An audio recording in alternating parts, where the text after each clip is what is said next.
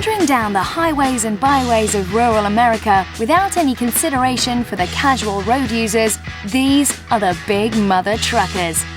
Here's your chance to let your inner redneck have his or her say. Choose your character and take control of your 18-wheel rig, trucking from city to city, wheeling and dealing and upping the stakes as you battle to build up a personal fortune. Arrayed against you are local biker gangs, corrupt sheriffs, and even your own redneck siblings who are out to amass their own fortune, even if it's at your expense. Oh, and watch out for the police as well. They don't take kindly to speeding juggernauts mowing down the Sunday drivers.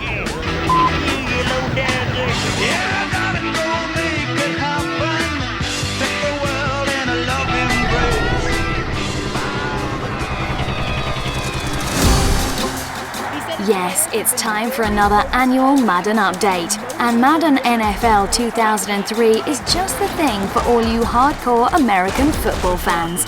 Yes, both of you. If you have a deep understanding of the sport, then you'll find this latest update to be packed full of everything you could ever want, including 7 different play modes with a 30-season franchise mode, a new commentary, and the chance to create your own players, teams, and playbooks. And the management system is complex enough to make even the most tactical soccer manager whimper. On the other hand, if you don't know the game, then prepare to be baffled.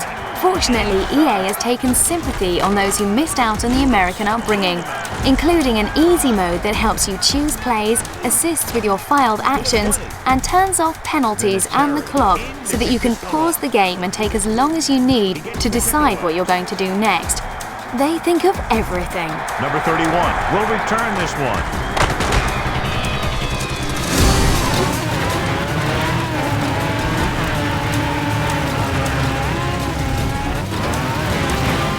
It's time to go all-terrain once more with ATV Quad Power Racing 2. There are 17 massive tracks occupying 5 different environments around the globe. So pick your hero from 10 of the world's top professional riders and prepare to get dirty as you physically battle with your opponents to the finish line. The over-the-top controls and game physics allow you to pull huge air and amazingly impressive power slides.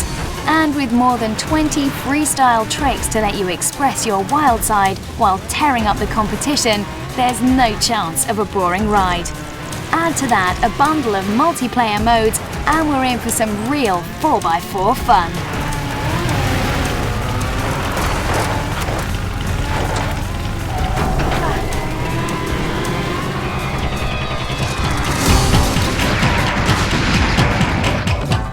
Ninja Assault isn't exactly what you'd expect from a title using the Ninja label. Where we'd expect stealthy killings and escaping like a ghost into the night, we get blasting things with the biggest gun you can find. That isn't to say it's not fun though. While this light gun arcade action game may be a port from the arcades, there has been some thought put into the conversion for home users. Granted, arcade mode is a direct port, but you can find a heavily modified game in the main story mode. Here you can find more characters, cutscenes, and even multiple endings. There are 9 levels in total, along with Jiu-Jitsu mode and plenty of mini-games to keep things interesting. The plot sees the evil Shogun Kigai kidnapping the Princess Koto and her trusty ninja bodyguards. You'd better get her back or you won't get paid at the end of the month. Besides the heroic Gurren and Gunjo from the arcades, you now also get the chance to play a female character, Aoi, who comes with her own backstory and alternate ending. And despite not being able to see the characters on screen, your choice of hero does affect your constitution, attack power, ammo capacity, rapid fire ability, and health, so choose wisely.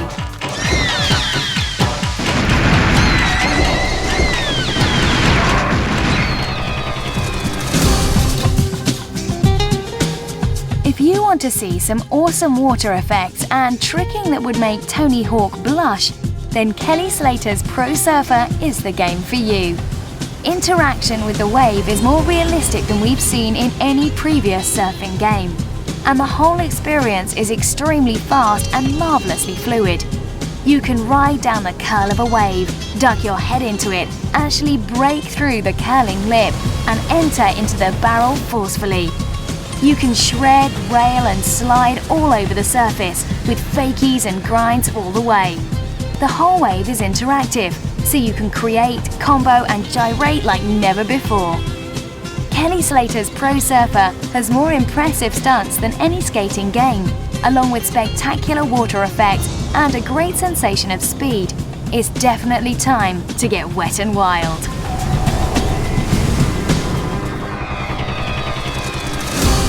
Legaia 2 Duel Saga is a Japanese turn-based RPG and the sequel to the PS1 hit, Legend of Legaia, released 3 years ago. The story begins when the tyrant Avalon steals the magical water crystal from the desert village of Knoll. The village soon becomes shrouded in an evil light and powerful monsters start roaming the land. Upset by this, a young member of the militia named Lang sets out to recover the crystal. That's where you come in. Features to watch out for include the unique battle system called Tactical Arts, where you can enter a series of directional button inputs to call up a special attack combo or maneuver. Each character also has access to their own origin, an elemental force that can assist in battle, solve puzzles or heal party members. You can also combine different items to create more powerful weapons and tools, as well as taking part in the many mini-games available. Will it prove to be as fun as its predecessor? Let's hope so.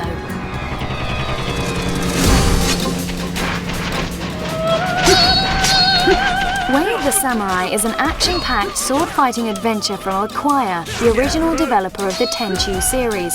Set in feudal Japan, you play a wandering samurai who gets drawn into a conflict between two warring factions. As you progress into the immersive storyline, you'll hear both sides of the story, and every decision you make will influence the outcome of the conflict.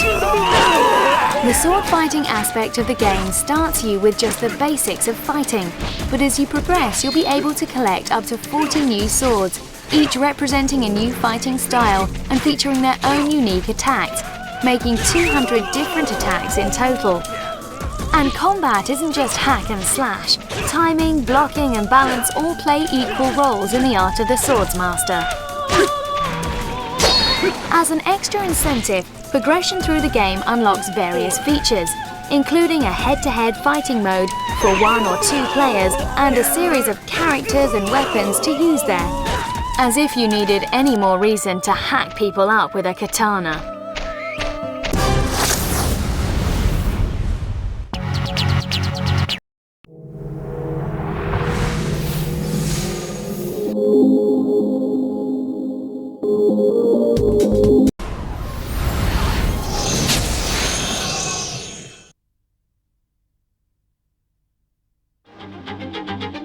When we first saw World Rally Championship, we were overawed by just how amazingly gorgeous it was. But as soon as we got our hands on it, we discovered just how much the handling sucked.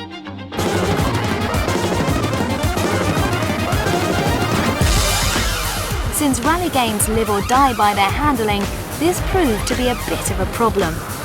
This time, things will be different. World Rally Championship 2 promises a total overhaul of the dodgy handling system, providing a fine blend of arcade swerveness and the need to grapple with your pad in a satisfying rather than frustrating fashion. The stages are remarkably detailed and stunningly beautiful, with plenty of trees and cliffs to cause grievous bodily harm to your beloved steed. And you can be sure the damage model will give you a run for your money, with all sorts of diverse problems, like components working themselves loose and eventually falling off, tyres shredding, and all manner of glass showering, bodywork mangling destruction.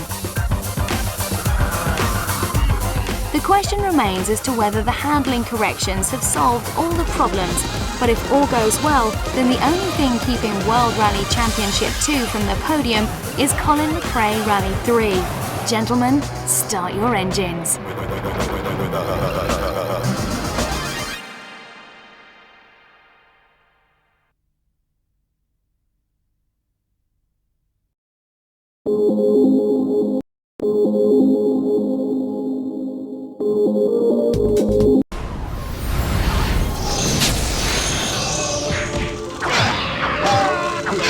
The Blade movies may not be the greatest displays of acting or plot ever devised, but they do manage an incredible swaggering, flamboyant style, decorated with guns, muscles, gore, and a fast-paced barrage of action scenes. And it's into this rich vein that the Blade 2 game taps so successfully. While the movies may be all style over substance, the game manages to pull off both. Granted, it does away with any such nonsense as in-depth storyline or challenging puzzles, but it concentrates strongly on the action scenes, and it does them very well. All of Blade's moves are in keeping with the character portrayed on screen by Snipes, right down from his graceful, confident strides to the loosening of his neck muscles during less tense moments. There's also an impressive arsenal available, although many of the better tools of the trade need to be unlocked first. But once you get to experience the meaty thump of the shotgun or the spinning blade of death that is the glaive, there's no turning back. The weapon of choice is, of course, the eponymous blade, but this awesome weapon can only be unleashed when your blood rage meter reaches a critical level. Every goon you kill in unarmed combat raises the meter a notch, and the higher it gets, the greater the rewards, culminating in a brief spell of invulnerability. At the start of each mission, you're limited to only a small section of your armory, an element that really makes you think about your fighting style. Then, in keeping with the sense of style, all of the weapons you choose are actually sported by our hero throughout his mission. The final touch is the radical new combat system, using both the analog sticks to full effect and allowing you to fight enemies in all directions with spectacular moves all the way, simply by putting together deft combos on the right analog stick. It takes a bit of getting used to, but once you master it, there's nothing like it out there.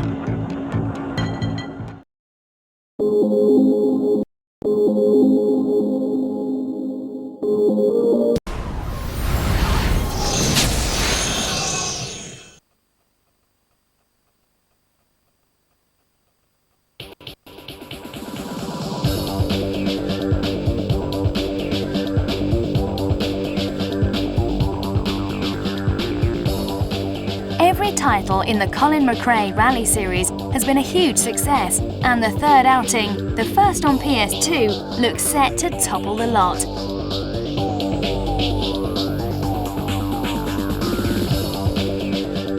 With its unparalleled access to the rally ace himself and his entire team, Codemasters has the chance to produce one of the most realistic and detailed rally games out there, and it's not going to let us down.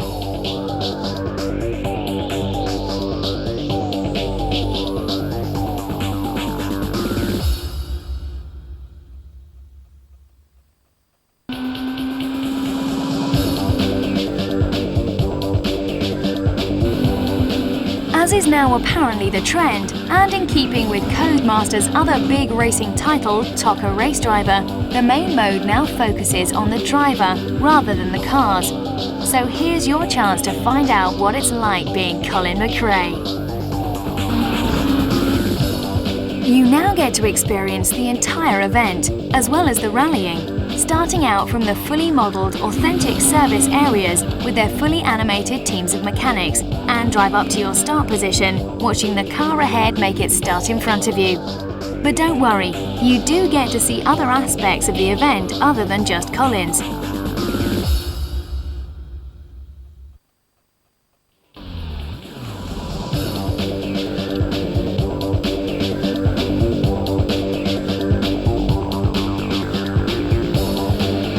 It's still necessary to play the mechanic and make tactical decisions concerning the priority of repairs. It wouldn't be a proper rally game without it.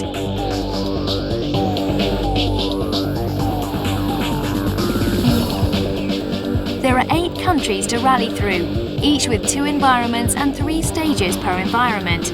And when you include the super special stages, which see you racing against another car in a loop, and the reverse variations, you'll find you have more than enough track to get lost in.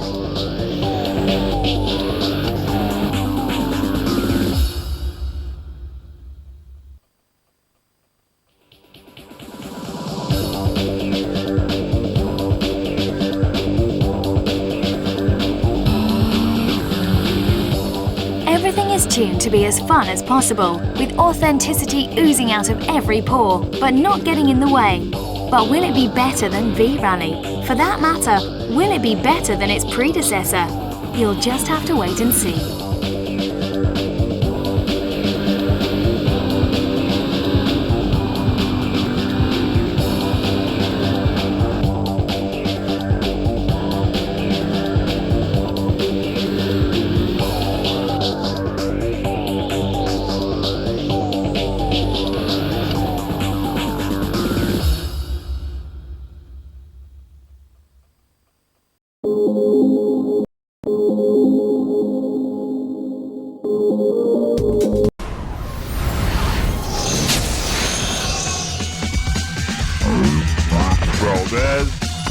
At first, Twin Caliber appears to be a game biologically impossible for the human brain to comprehend, requiring the use of both your thumbs to simultaneously control two separate gun targets via the two analog sticks. Fine if you have a Grade 3 piano qualification, but presenting a unique playing challenge for the merely averagely coordinated. But given time and patience, it is a skill you can actually pick up and master. Then you can really begin to show off, John Woo style. And who knows, you might then be able to go back to those piano lessons.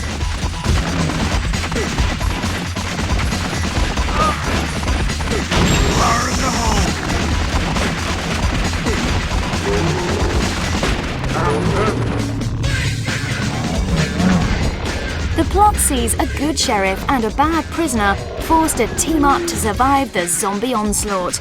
The undead are up to their usual tricks, infesting 12 levels with horrible mutant beasties, all in need of a rapid-fire lead enema.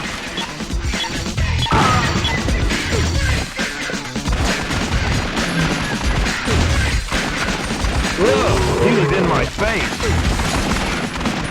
Down and out. Bit on me. Of course, if you just can't get the hang of the dual gun thing, and you happen to have a friend around who's just itching to blast some zombies, then the two-player mode is the way to go.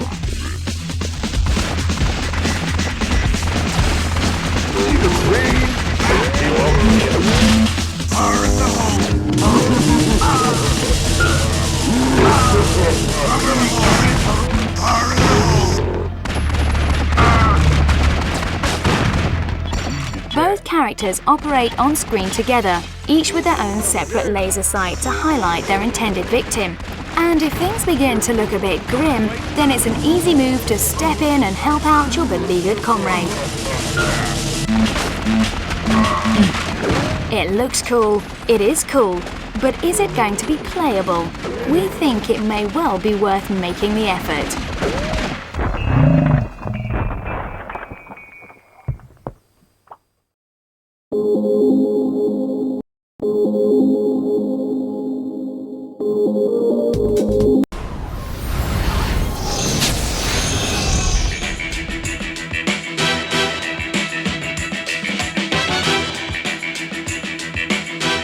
There's a growing trend to take a stale sports series and turn it into a hip new creation just by including the word street in its name. Fortunately, they do tend to feature faster, more extravagant gameplay that's actually fun. And Street Hoops is no exception.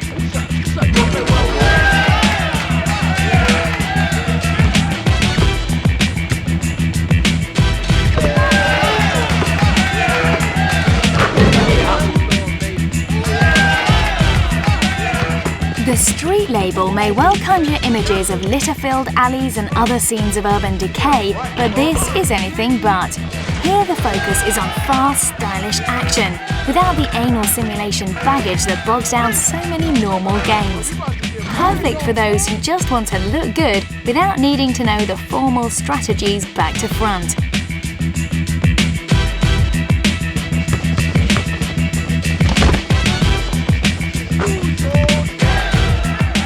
There are plenty of match types to play through, including 5-on-5, 4-on-4, 3-on-3 and half-court games of 3-on-3, 2-on-2 and even 1-on-1. However, the heart of the game is really the World Tour mode, progressing from location to location around the globe, earning more money as you go. The venues contain a nice blend of real-world urban courts and fictional settings, and all of them are looking very nice. The money you earn can buy new moves, which can then be attributed to your various players, allowing you to create individuals with totally unique styles and specialities. And as a novel twist, you can even bet on the matches in an effort to make even more money. Oh, that's messed up. That's Rarely headache gets dunked on, but I got him that time. down to earth, joint peace, baby. You know how we roll. There's so many that don't know. This goes out to my Q. You can also spend your earnings on the multitude of create your own player options. This impressively detailed player editor mode is comprehensive enough to rival even SmackDown's Create a Wrestler mode.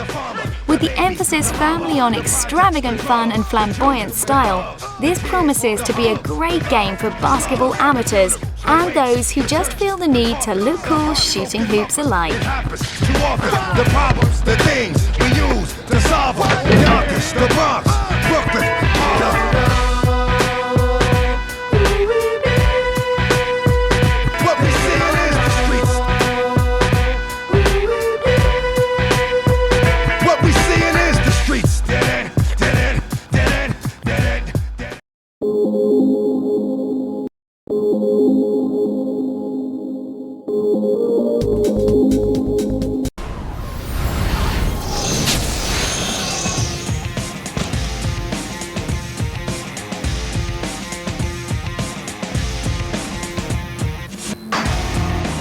If you want smooth tricks and a cool look, then you've come to the right place. Here you can experience adult-orientated BMX action, featuring swearing, women, and, most shockingly of all, American attempts at humor. This is Mirra BMX XXX.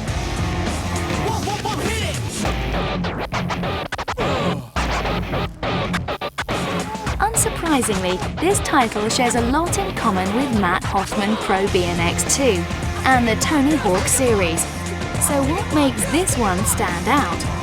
Firstly, there are supposedly 2,000 tricks to play with, and they seem pretty straightforward and instinctive to perform. The upgradable bikes look and feel great, and the Creator Rider system promises to be very detailed, allowing you to design your biker and bike from the ground up. The wider turning circles add an extra challenge over its skateboarding rivals, but you'll find that both grinding and balancing are extremely easy.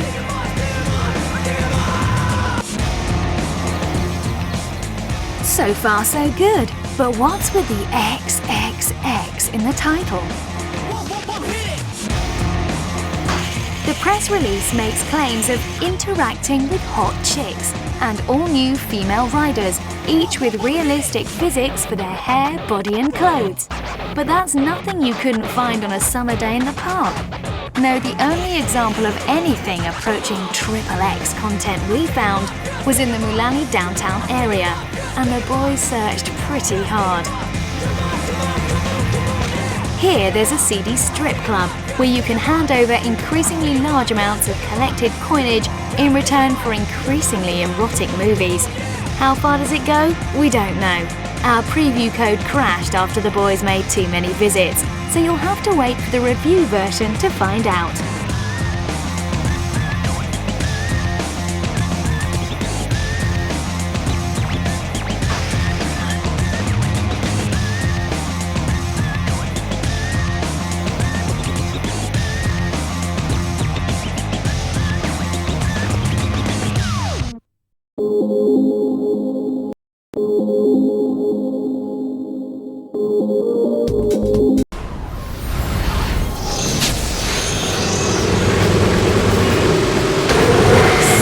The most exciting parts of any racing event are the crashes, so it makes sense that you can have an incredible amount of fun just trashing cars. That's the theory behind the demolition derby that is Rage's latest car smashing extravaganza, Crashed.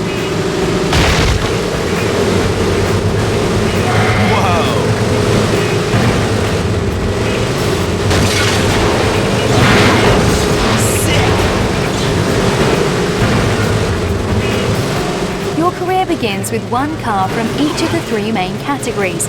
These categories are hot rods, muscle cars, and performance cars, each of which has 3 or 4 vehicles complete with their own unique properties. And to race them, you have 8 standard arenas and 4 specific challenge arenas, all of which have 3 different challenges to compete in.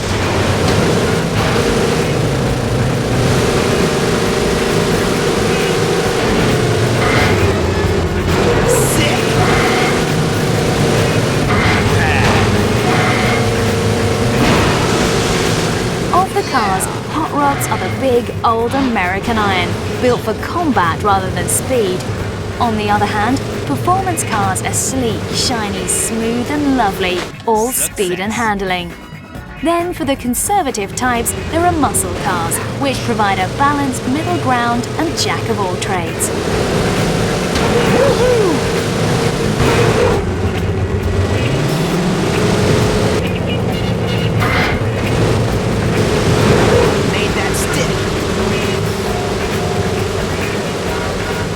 There are numerous different challenge types, some of which are brawls, some are stunt fests, whilst others are more like racing, with points being awarded for progressing through the challenges.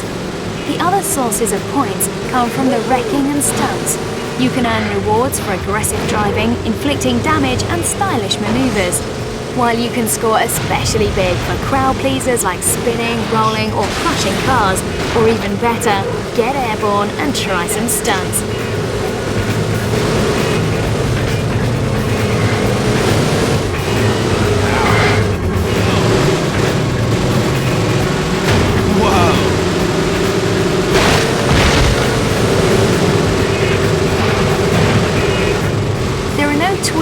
Pit stops, nobody to explain the dents to, just glorious mayhem in the cars of your dreams.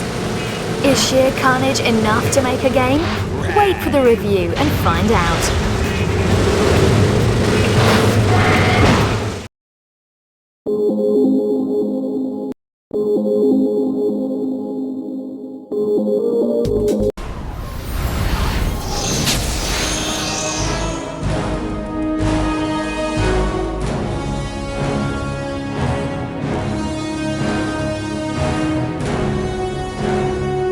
Clancy has managed to become a king among authors, with his vast range of excellent books, films and games.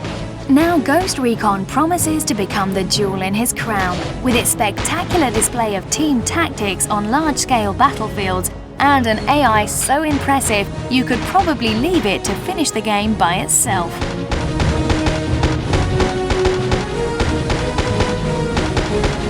The plot may not be anything new to Clancy fans, with a hostile faction working to destroy world peace and the only real action heroes prepared to step up to the plate and prevent World War III being the elite Green Beret unit known as the Ghosts.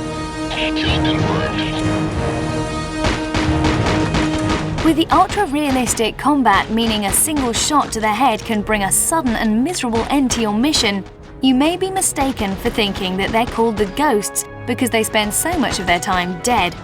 But the truth is that they earned the name through their perfection of stealth infiltration tactics. And you're going to have to perfect them too, unless you want that bullet through your skull.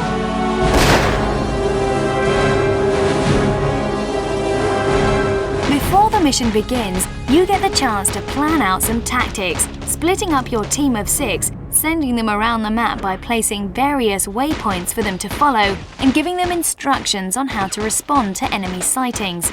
But if this isn't to your taste, then you can be assured that the AI is good enough that your soldiers can take care of themselves in a pinch. In fact, the AI is incredibly impressive. Your men can be expected to hold their own, dodging enemy fire, sniping hostile forces, and generally saving you from having to do any work at all. They can, in fact, end up doing the entire mission for you if you let them. That would be great if this were a movie, but not so satisfying as a game. Fortunately, there's still plenty of time for the balance to be sorted out before we see the completed version.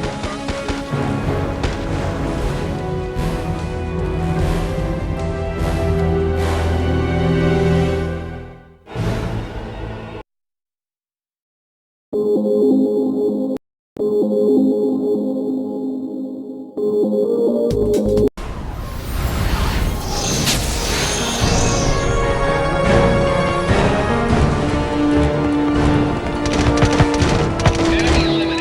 Sum of All Fear started life as a Tom Clancy novel, telling a tense political story concerning the nuclear bombing of Baltimore, Maryland.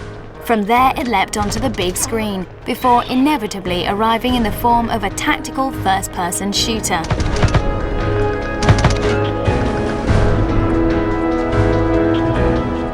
The game itself actually takes place in parallel with the plot of the anti-terrorist film, beginning in the FBI training headquarters, before setting off on its own twisty-turny storyline, which moves your 20-man unit all over the world in an effort to thwart the terrorist activity.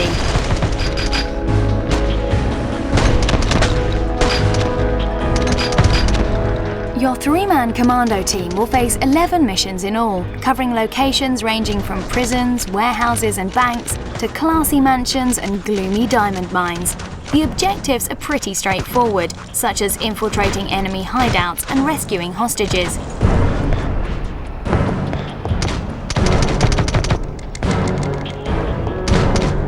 Your firepower covers the standard range of death-dealing hardware, including flash grenades, M16s and silenced pistols, with more exotic equipment coming in the form of the heartbeat meter, which monitors enemy heartbeats to help you track them down. Fundamentally, there doesn't seem to be anything new here that we haven't seen before, and there are no plans for a multiplayer feature either.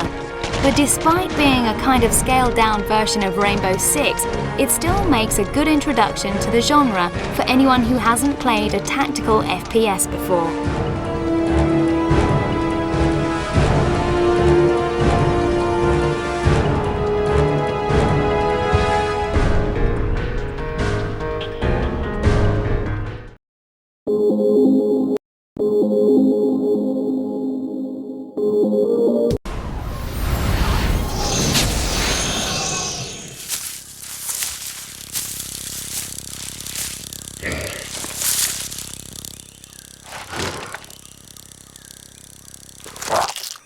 Turok can trace its origins back through a series of bizarre titles to the original Dinosaur Hunter game on the N64, but now it's coming to PS2 and returning to its roots in an impressive prequel.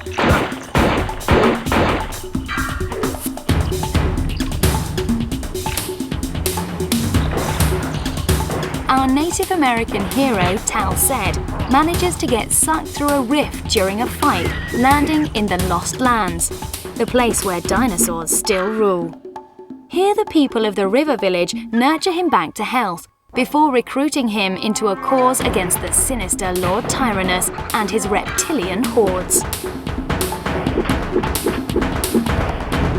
This new incarnation boasts an entirely new engine, making the most of the PS2 technology, and promises an impressive AI as well.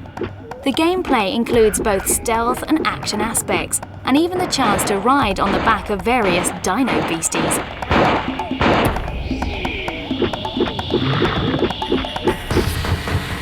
The lush environments are home to 32 different types of prehistoric and indigenous life, and you get to play with an arsenal of new weapons to deal with them, including such exotics as variable payload cruise missiles, gravity disruptor beams, and the swarm boar. If you've been summoned by the Seer, this is the fastest way to get there. Don't worry, I'll try to go easy on you. You can even destroy various objects and aspects of the scenery, shooting down trees into your enemies and collapsing massive rock spires onto the locals. Turok Evolution takes the franchise back to its roots and rediscovers what it was that made this such a popular series. Add to that some fantastic multiplayer fun, and there are plenty of reasons to look forward to the return of the Dinosaur Hunter.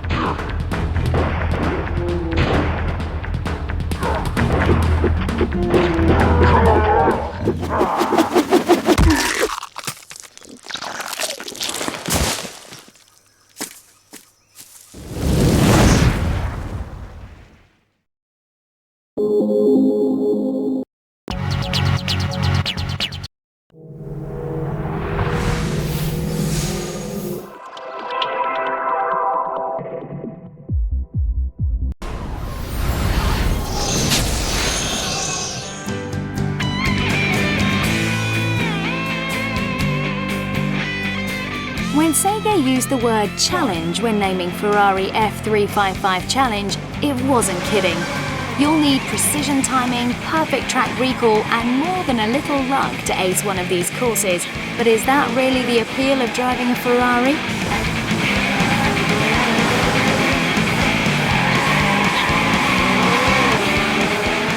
This is supposed to be as realistic as simulation can get, being so specialized that it only features a single car. You'd think that with this amount of focus, it might actually get it right. Sadly, it bears little resemblance to actually driving a Ferrari F355. Not that most people are able to draw the comparison.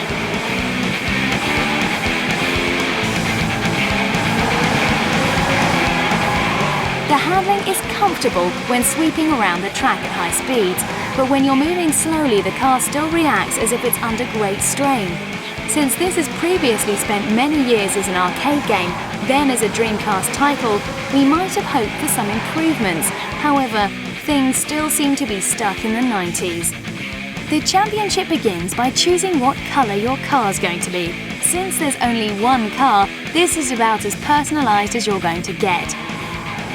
Then as you progress through the races, you unlock more and more interesting circuits, although the original oval can prove challenging enough when even grazing the wall brings you to a dead halt faster than your brakes can manage, and even subtle nudges on the other cars are likely to send you off at some bizarre angle.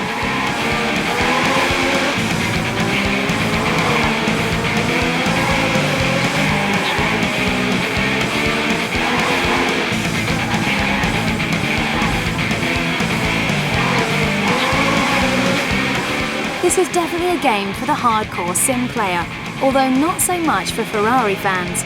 Your steering has to be spot on, and memorising and hitting your brake points is essential, as there's only a small margin for error. It really does feel more like work than play, but the sheer implausibility of it means that actually managing to pull off a perfect circuit is a truly satisfying experience.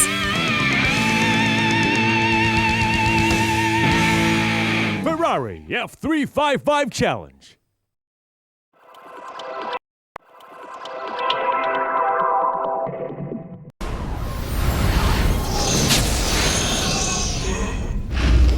Onimusha 2 whisks us back to feudal Japan, 13 years after the defeat of Nobunaga Oda. Typically, this die-hard sociopath is back for another round. Freshly recharged on demon energy, he begins a new reign of terror, sweeping across the country, ransacking and destroying every village he encounters. Unsurprisingly, this upsets a few people, including the legendary samurai Yagyu Yubei. A quick info burst from a dying villager is all that's needed to swear vengeance and set out to re-vanquish this repeat offender. Sporting even more gorgeous graphics than its previous incarnation, the 3D models both look and move very nicely, and the pre-rendered backdrops are simply beautiful. And it's all brought to life very nicely with background animations and an impressive use of sound. The controls, on the other hand, are more cumbersome, with the turn-on-the-spot movement still slowing things down and an insistence on using the D-pad rather than the analog stick. But if you can get past that, things aren't too bad, and the idea to use the shoulder button to focus on a particular opponent saves a lot of embarrassing slicing at thin air. A big new feature is the Comrade system. There are 4 potential allies to be found in the local inn, and they all have their own skills and their own reason to join your cause. Collect or buy gifts for them, and you can earn yourself some handy assistance in the key fighting scenes. Offend them with daft offerings and you'll fight alone. The individual you've impressed most can also influence the direction your story will take, so there's plenty of replay value, despite it only taking about 10 hours to run through the whole game. Onimusha 2 is an absolutely gorgeous title, improved in almost every way and great fun to play, but ultimately it's just a glitzy hack and slash affair. If you can live with that, then this really is a game you should try.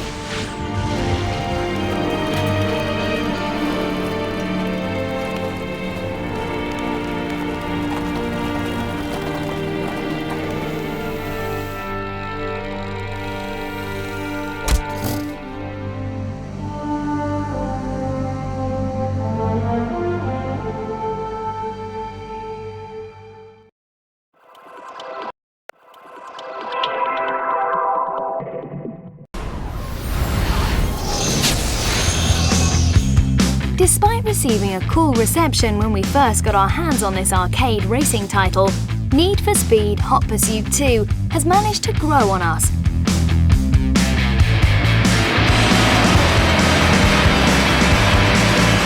It's not really anything special next to the likes of Burnout 2 or Gran Turismo Concept, but it still manages to be fun. The visuals are reasonably attractive, but it does suffer horribly from slowdown. Not enough to cause crashes, but enough to spoil the illusion. However, the particle effects are especially nice, with smoke, debris and sparks thrown up all over the place, making the tracks feel pleasantly alive. The handling, on the other hand, may not be to everybody's taste, with a steady understeer being a common feature throughout the variety of vehicles available. With a bit of skill, you can keep it pointing in the direction you want, but the casual gamers may just find it annoying. The tracks themselves look good and offer unusually long laps and tons of sneaky shortcuts. It feels more like a rally title with all its huge slides and crazy jumps, but that's what makes it fun. Ironically, the hot pursuit aspect is one of the most disappointing, as the police drivers are useless. Fortunately, the helicopters and police stingers do keep things more entertaining, and the chance to play as the cops in a two-player chase means that you can play with all their toys yourself.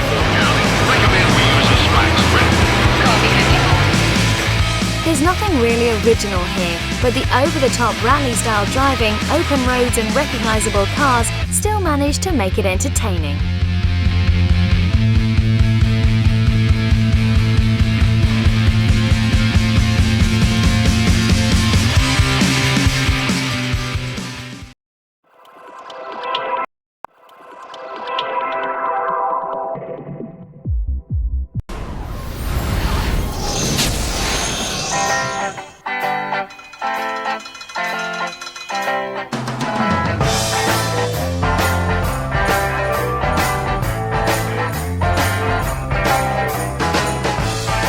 Said 1,000 times before, Matt Hoffman's Pro BMX 2 is just like Tony Hawk on a bike. Fortunately, that's no bad thing. Besides, the guys at Rainbow Studios have actually done quite a bit to advance on the Tony Hawk template.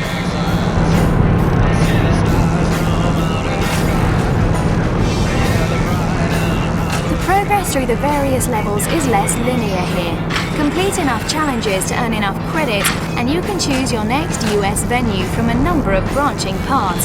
Fundamentally though, you're still required to complete a series of increasingly complex and often quite bizarre tasks, supposedly motivated by a time limit, which is really just an irritating nuisance.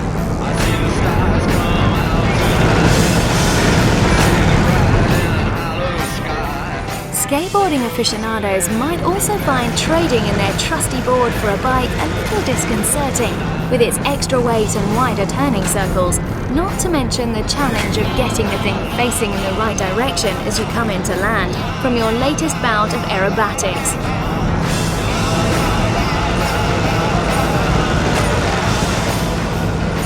But the real difference is to be found on the ground. The sheer variety of manual tricks is immense, and it can be just as entertaining to hop, flip and twist your way across the map as it is to pull extreme stunts from the top of every ramp.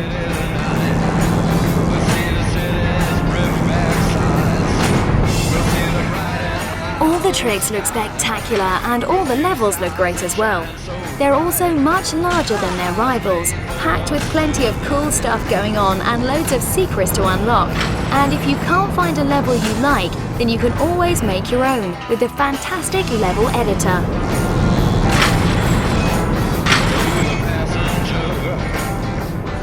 It's a genuine quality title, but it still suffers from being the shadow of its skateboarding cousin. The countdown on the challenges is just plain annoying, and the succession of challenges can become a bit contrived, and there's no real innovation here. But fundamentally, the formula still works, and that's what counts, isn't it? He says the stars come out tonight. He says the city's ripped back sides. He says the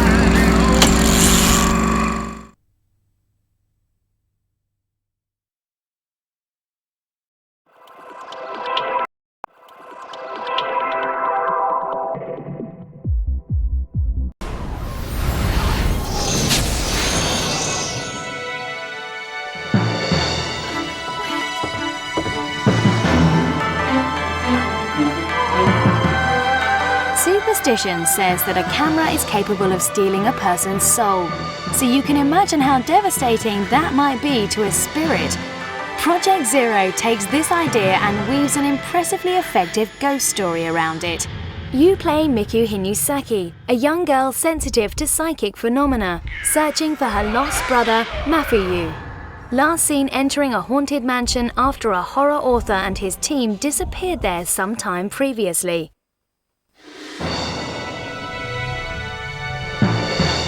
Upon entering the house, Miku suffers a disturbing vision in which the ghost of a strange woman captures her brother. From this point on, things just get eerier.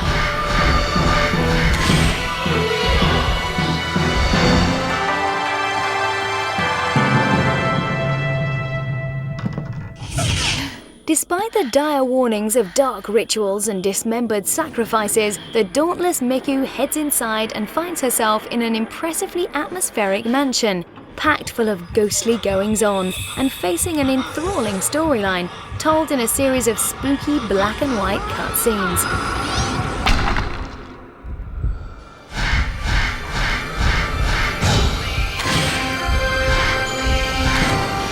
For the most part, the action consists of collecting clues from around the various rooms and using them to solve puzzles and advance through the mansion. However, a lot of the clues are just psychic impressions which Miku can sense but only really show up when you point the camera at them. It's an interesting concept and it actually works rather well, with the Japanese setting providing a particularly alien twist to the proceedings.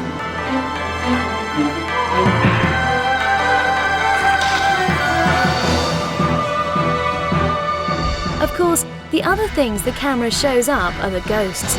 These malevolent phantoms come in all shapes and sizes, flitting in and out of phase, and all intent on chewing your face off. A quick snap with the camera is enough to harm them, and you can get in close and charge the flash up for a particularly powerful psychic assault that will send them spiraling back to hell. Just pray you don't run out of film.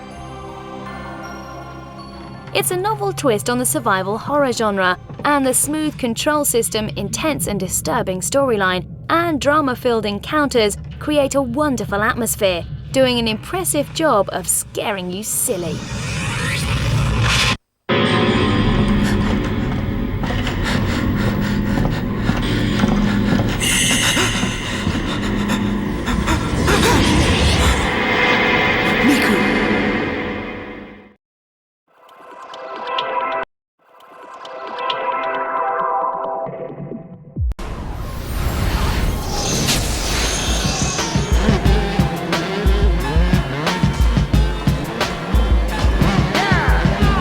Motocross scene is wildly entertaining, larger than life, packed with some of the most over-the-top aerial stunts possible and incredibly dangerous.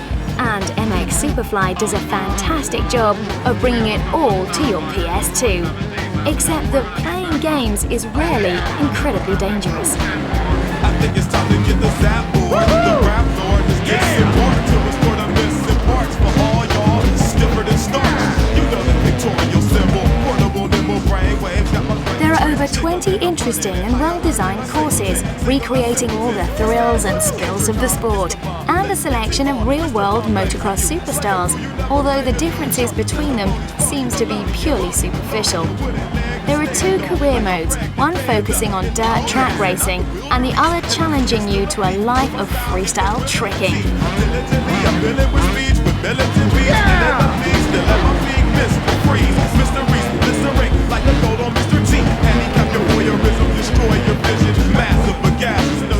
As you'd expect, you start as a wet-behind-the-ears newbie, dressed up in all the designer togs, who gets to try out a few practice tutorials before making a bid to win some money and earn the right to enter more and more prestigious competitions. The handling is spot on, and the controls allow you complete control over every aspect of the bike. And you're going to have to get the hang of it quickly, since the ruthless AI makes for a surprisingly steep learning curve.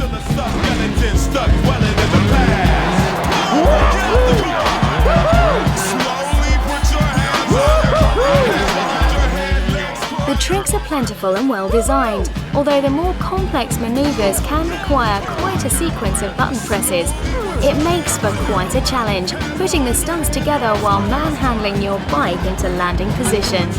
You also get a host of secret areas and unlockable goodies, including a fair range of mini-games. Some of these can be pretty entertaining, whilst others seem a tad pointless. They can also prove a bit distracting when you're trying to get on with making a name for yourself.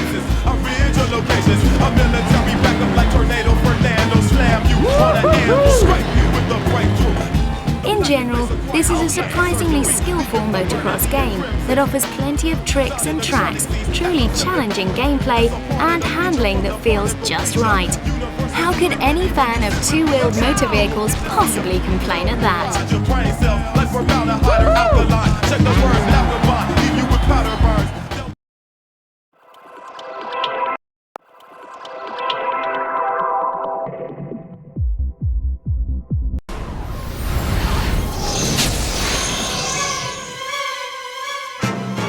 Travel back to a time of yore and forge your destiny as Arthur, King of the Britons.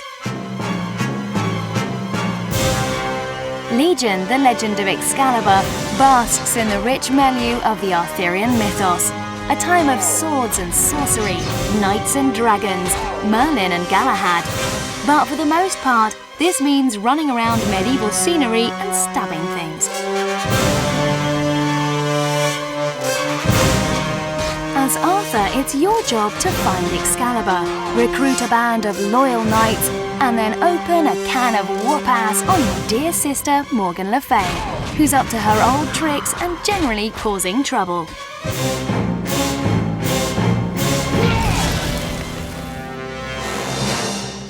The search for Excalibur is a grueling one, requiring you to sit through 5 minutes of cutscenes before killing a single opponent, truly the stuff of kings. Once you've got your hands on your pig sticker, it's time to set off through the 14 missions to cleanse the land. While the scenery doesn't look bad, everything is distressingly small, with the only close-ups being the moment of your death. And while the camera doesn't move, it does make the scenery transparent when it gets in the way. This sounds like a nice idea, although navigating becomes a bit disconcerting when all your landmarks turn invisible.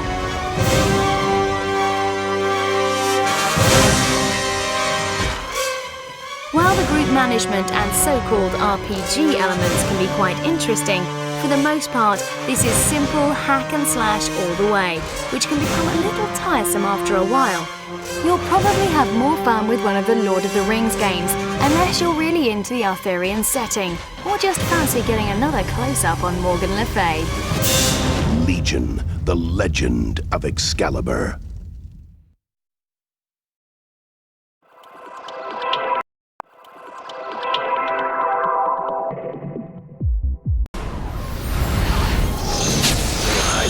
When I'm finished. If none of us make it, at least there'll be some kind of a record. In 1982, John Carpenter introduced the horror world to a new cult classic with his awesome remake of The Thing. What made it such a fantastic movie was undoubtedly the atmosphere of suspicion and suspense. Now all of that is coming to PS2, as The Thing makes its gaming debut, and it's as terrifying as ever. There's nothing else I can do. Just wait. R.J. McCready, helicopter pilot, U.S. Outpost North 31. The plot continues on from the movie storyline, with you leading an investigation to find out what happened at the fateful Antarctic Research Center. This was the scene of a massacre, caused by a rapidly multiplying, image-copying, remorseless killing machine. And granted, there's plenty of terror and horror to go around, but ultimately, it's doubt and mistrust that'll tear your team apart. Each of the computer-controlled characters reacts to your actions and their surroundings. The kid? Good. The report said the hypo contains a chemical that reacts with blood. Do it. We'll soon know, one way or another. Now I'm gonna show you what I already know. You can improve their morale by acting like a competent leader or offering them things like firearms as a token of trust. But start acting suspiciously, threatening anyone, or introducing them to sites and locations they'd rather avoid, and you should definitely watch your back. Whilst exploring the base for an answer to what's going on, you'll encounter numerous obstacles. These puzzles fit nicely into the flow of the game and usually require several of your team's specialist skills in order to complete, so you'd better keep them sweet. And while exploring can be incredibly tense, with every room offering 1,001 possibilities for ambush, it still comes as a huge shock when an alien monster appears in your midst, leading to a frantic exchange of fire and buckets of nervous twitchiness all round.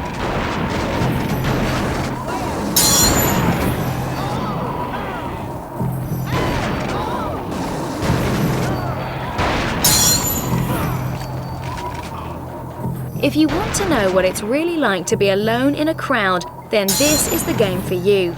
Trust no one, but don't let them know that you don't trust them.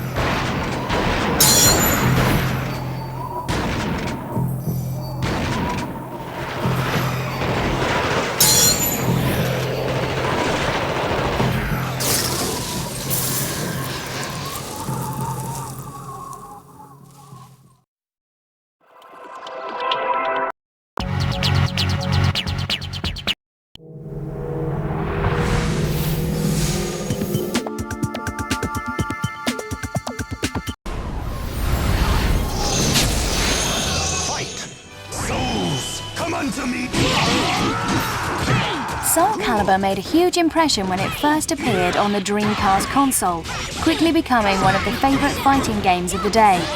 Now Soul Calibur 2 is soon to appear on PS2, and we took a trip to Namco to see how things have changed.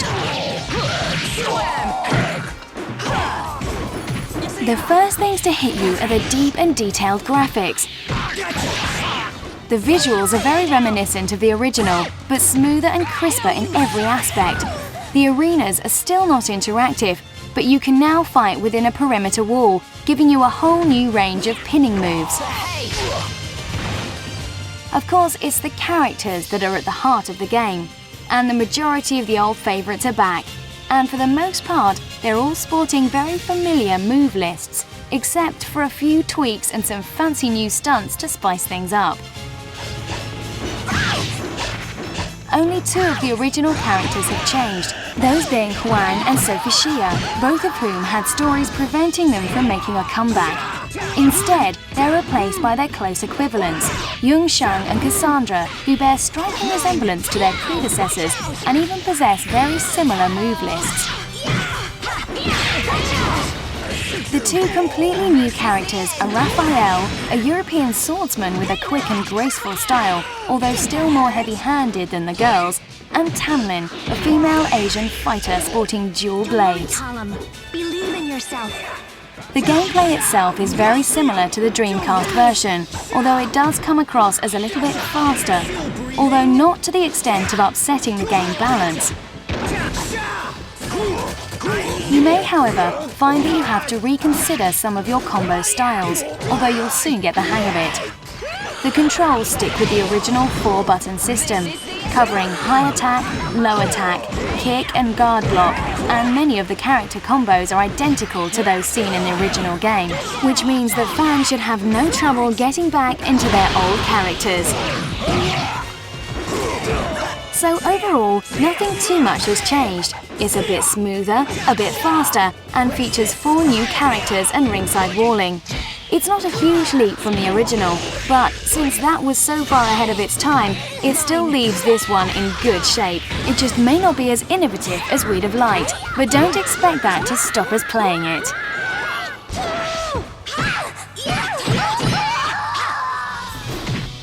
Be gone! What's this? Next try! Be gone! This is the end.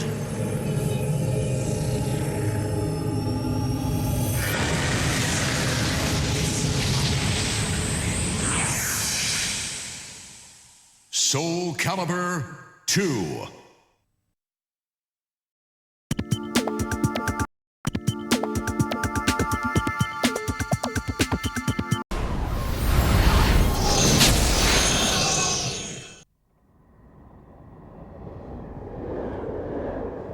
sunshine.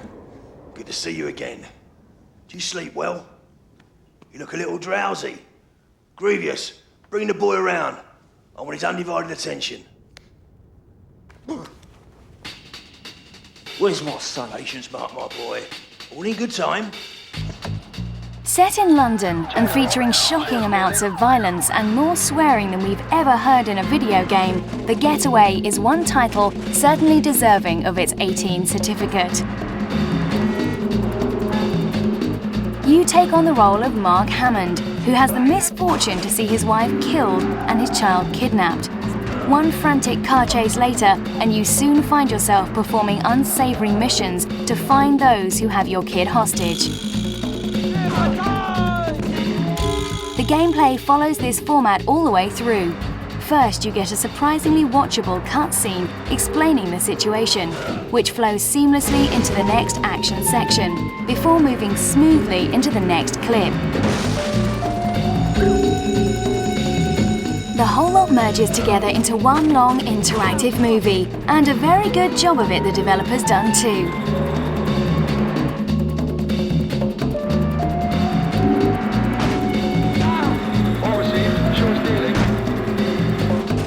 London itself has been painstakingly modelled and populated. While everyone will recognise the major routes and monuments, locals will be thrilled to see most of the back streets in place and all their favourite haunts recreated as accurately as possible. Everything about the game is designed to keep it as immersive as possible. There aren't even any indicators or gauges on the screen. You have to watch how haggard Mark is looking to judge his health and lean against walls to recover energy. There is definitely a very grim angle to the entire setting, and the atmosphere is held together all the way through. You can kill people left, right and centre, and even use innocent passers-by as human shields. Fortunately, there are plenty of police around to put a lid on such unruly behaviour.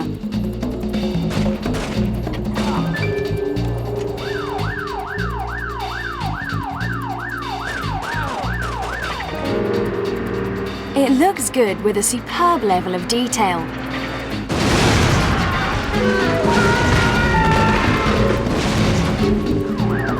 It summarises London perfectly, and it looks like it can achieve the promise of a flowing movie-like experience. We think people are gonna like it.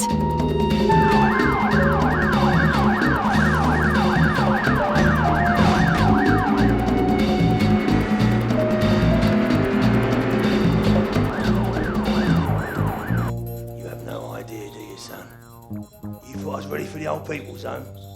When Bethnal Green are done with you, we'll bury you and your kid.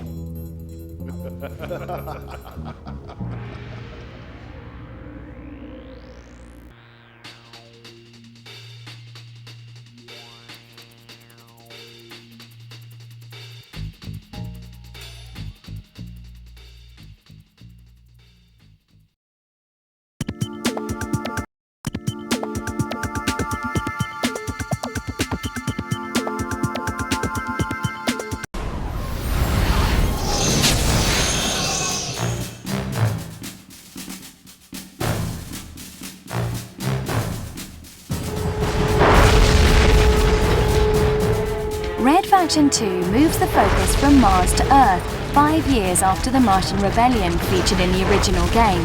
For the last 15 years, a merciless despot called Victor Sopot has oppressed his people.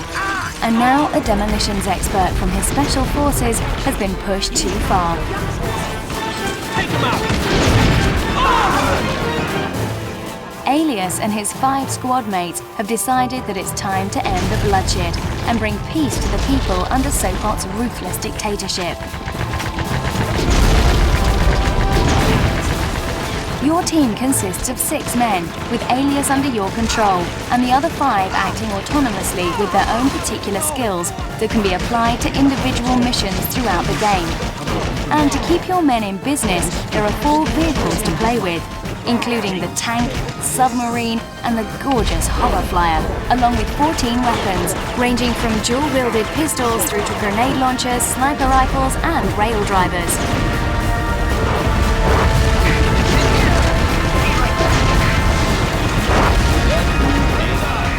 And this time around, Volition is promising to make better use of their much-hyped and potentially awesome GeoMod system, a system that was grossly underexploited in the original game. Hopefully, it will prove to be an integral part of the puzzle-solving and item-finding objectives, as well as letting us drop tanks off bridges and other acts of casual vandalism. We're also promised a considerable improvement to the AI, which wouldn't be hard, considering the dumb behaviour of the original opposition. Don't waste the lives we took today. Sopai must die for the honor of the Commonwealth. What's more, this new improved AI will also feature in the new 4-player split-screen mode that we're assured will be present in the final release. If Volition manages to make good on all these promises, then we could see what was an enjoyable game turning into something really special. But can this new terrestrial setting really manage to evoke the same atmosphere and sense of exploration as the alien Martian landscapes? Only time will tell. Clear. Repeat. Soapbox clear.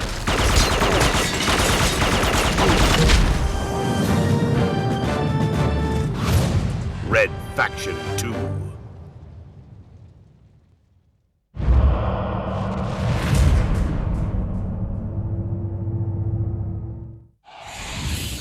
THQ.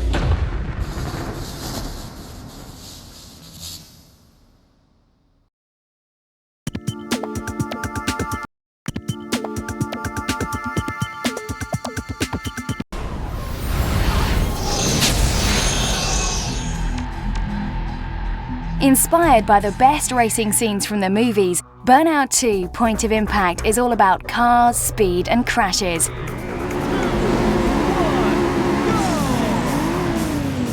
There's no backstory, no just and noble cause to drive like a maniac, no RPG elements, and no missions. It's pure, unadulterated arcade racing.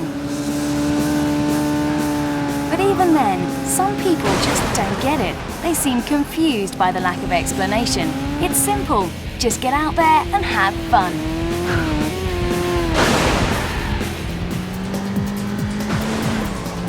The entire game is set in a single, very large, very well-planned area. It's more than just a city, as it takes in some varied environments, such as mountains, deserts, and coastlines, covering twice the mileage of the original game. Each of the tracks uses its own road, but there are plenty of places where they cross over and pass one another.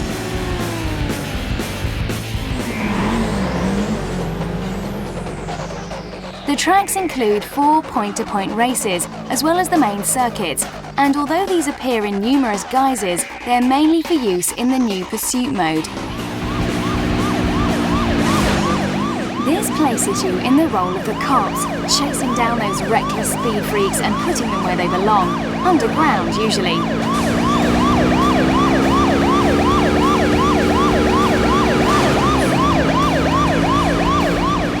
But don't worry, this doesn't mean there are any cops cramping your style in the main game.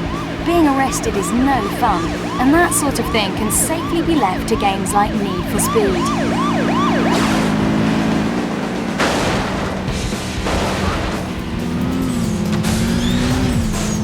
The other road users have also received considerable attention for this sequel.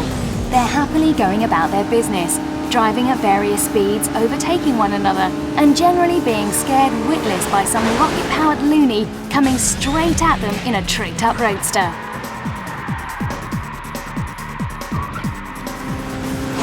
Things may look a bit quiet on these roads at the moment, but this is just a pre-beta version. You can expect things to become a lot more intense as we get closer to the release date.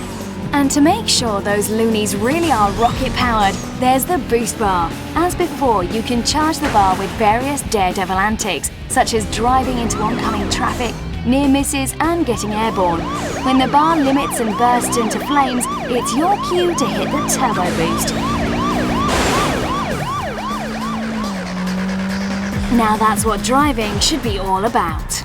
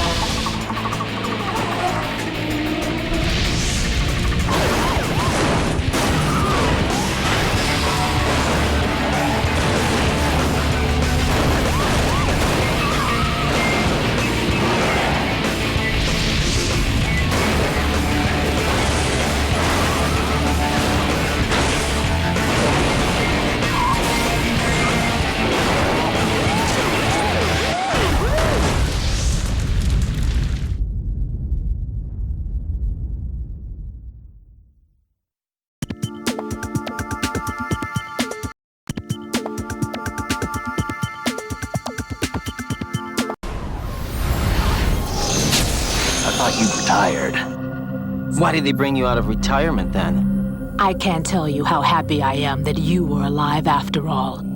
I knew this moment would come. Yes, but wait till I tell you what I found. Something interesting? I knew he had the real thing up his sleeve. So all the other ones were dummies? A deception for our own protection. Right.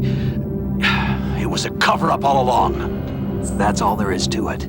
Why are you repeating the same mistake? You're changing sides now? Change sides? I don't recall saying I was on yours. It's your call. You can drop this if you want. No, I can't do that. Let's go. Are you afraid of what might be hidden inside? I'm not sure. Sometimes it's hard to tell the difference between reality. Forget it. We're wasting time. We can figure this out later. Don't worry. It's a game just like usual. We're here on our own, not under anyone's orders. We have our own battles. Whether this is real or a bad dream, I'll keep watching you till it's over. There's a war going on here. This is a military mission.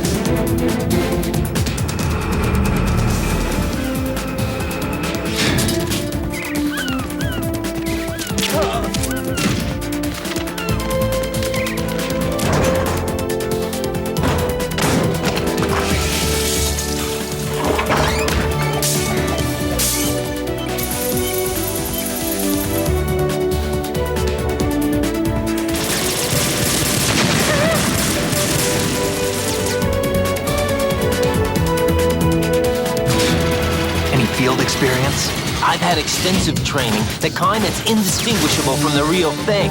VR, huh? That's far more effective than live exercises. This situation, I find it very nostalgic. Yeah, well, I doubt it accurately simulates the events of that mission.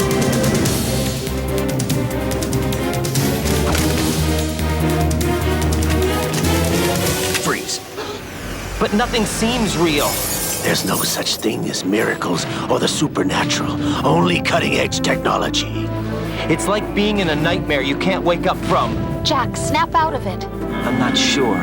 Sometimes it's hard to tell the difference between reality and a game. Nobody's aware of it, but there's a subsystem in place, and it's about to be activated. Complete your mission, according to the simulation.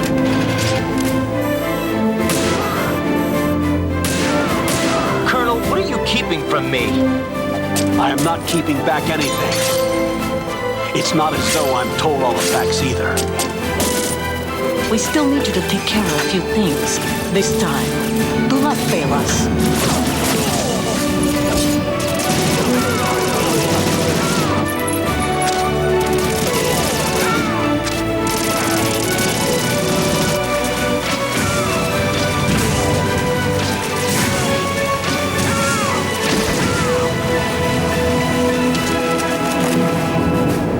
Must continue your mission. Everyone knows that it's a dangerous substance. It's unbelievable. Hard to believe, isn't it? But it's the truth. That's good news.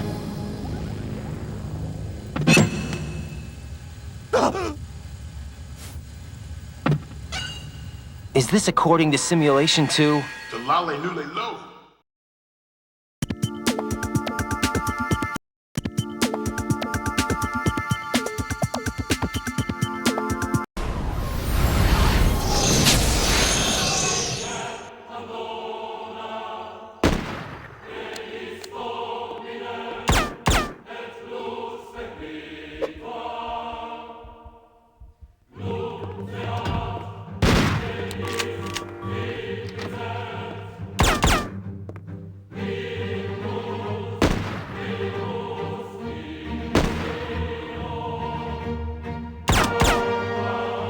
Hitman 2 Silent Assassin is actually the first incarnation of IO Interactive's great title on the console. Some people loved it, but some hated it, as it did manage to sport some unfortunate flaws. Thankfully, lessons have been learned and things are looking much brighter now, provided no new mistakes crop up, of course.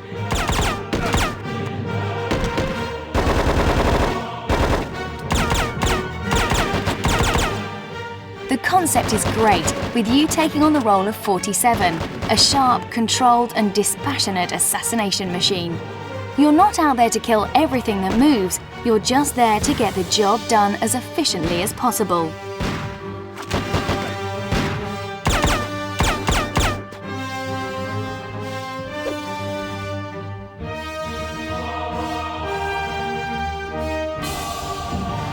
There are 20 levels spread across the globe, each of which requires considerable thought and a whole new strategy. You'll often get the chance to walk through an area before things kick off, allowing you to get a feel for the layout before returning with lockpicks, chloroform, knives, fiber wire, silenced pistols, and the ever-popular sniper rifle. You can even steal other people's clothes and use them as disguises in order to get past the guards without the need for a noisy firefight.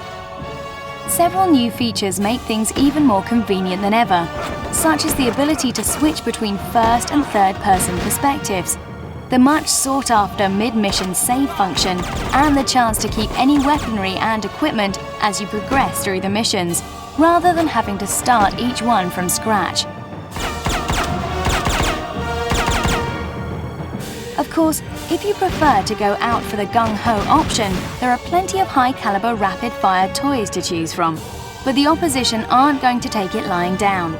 However, getting through a level with the only casualty being your intended target raises the strategy to almost an art form, and the sniper rifle still remains the weapon of choice. Crouch down, zoom in, and bam! Objective complete.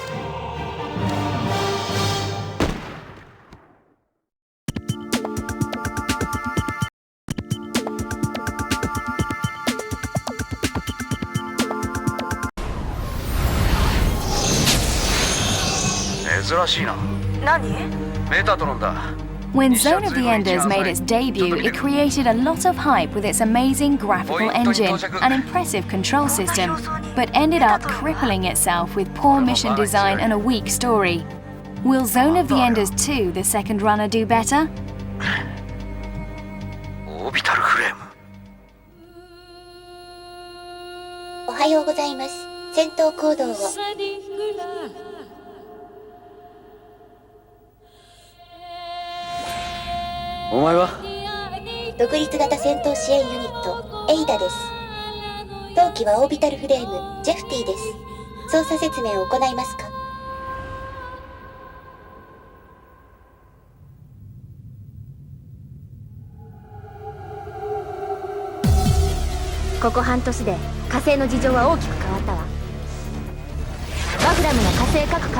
Well, it's looking good so far, and Konami has brought in a new director, scriptwriter and game designer to correct the failings of the last game, so we can only hope. The new story begins 2 years after the last one in the year 2174, as the disruptive Bahram army storms across Mars, and their commander No-Man oversees the final construction of the invincible superweapon O-Man.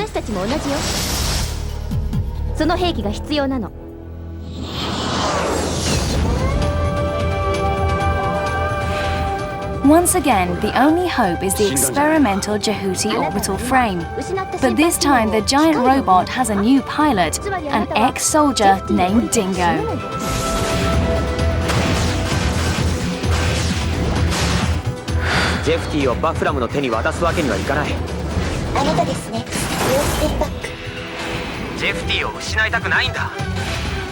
The range of locations now spans the solar system, starting on Jupiter's outermost moon Callisto, and then on to Mars and its various natural and artificial satellites. There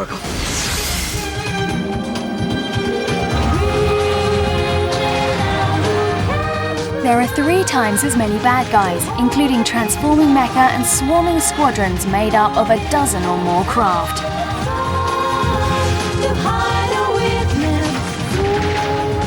You also get more weapons than before to deal with this opposition, including improved homing lasers, energy mines, a massive anti-ship cannon, and a teleportation maneuver that lets you blink around the arena instantly.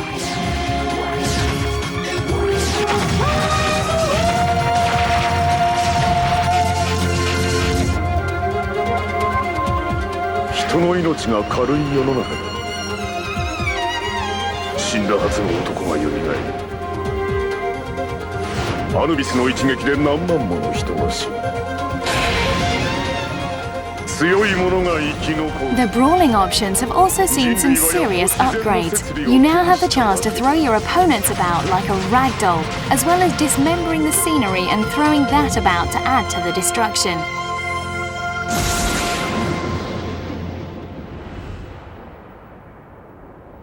勝てるかどうかはランナー次第だ。私は全てを破壊するために作られた。共鳴反応です。共鳴？アヌビスです。 It's all looking rather nice, right down to the fresh and original looking mecha designs. But then so did the first one. However, this is a chance to learn from such mistakes. Konami know what went wrong and fully intends to make sure it doesn't happen again. Sounds good to us.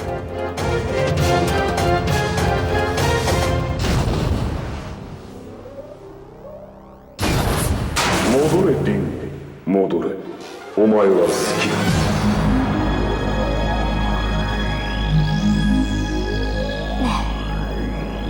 必ずアマンを止めて。もし俺がこいつを止めたら、地球は二度と火星に口出しするな。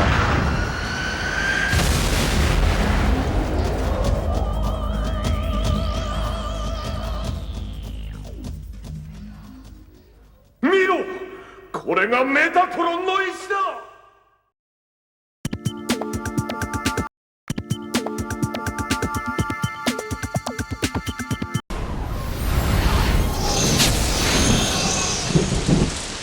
The original Summoner managed a decent storyline and interesting characters, but it did fall sadly short on the more technical aspects, and the design was well below par. But Volition has learned from its mistakes and promises that Summoner 2 is going to be well worth the hype. As with the first game, you can have 3 characters active in your party at any time, requiring you to choose those best suited to the situation from the range of 8 eclectic heroes available. And the development of all these adventurous types can be customized as you like using the flexible skill point system.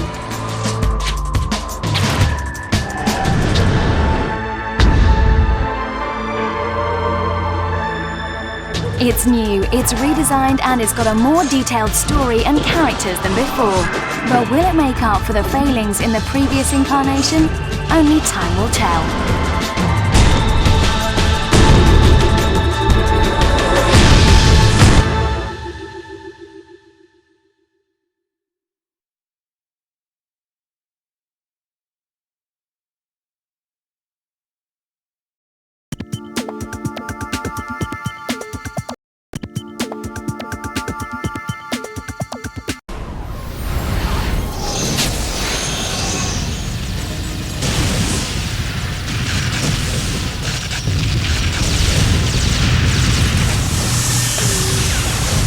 We were hooked on Timesplitters from the moment we saw it, so you can imagine our excitement when we heard of the sequel, and our shock when we discovered that it's been changed.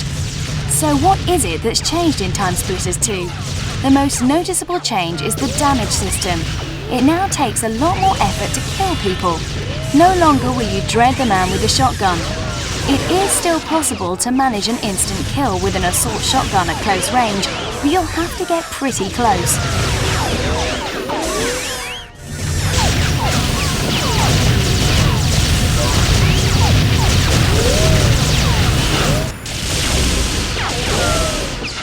You'll also find that many of the favourite weapons have undergone some changes, most significant of which is the reduced splash damage from explosive weapons. And the plasma auto rifle and grenade launcher no longer explode on impact. Instead, they stick to the target and then explode moments later, adding a new tactical element to the game, instead of the original toe-to-toe blasting. And a big advancement is the fire effect. The new dynamite barrel can be used to lay a trail of powder down the halls, which can then be ignited with the flamethrower or rocket launcher. You can even use various fire starters to seal off corridors, although the inclusion of a fire extinguisher does give your potential Burns unit customer a way out. However, if some godless psychopath has managed to set you alight far from a water source, there's nothing for it except to chase him through the halls for a final hug of death.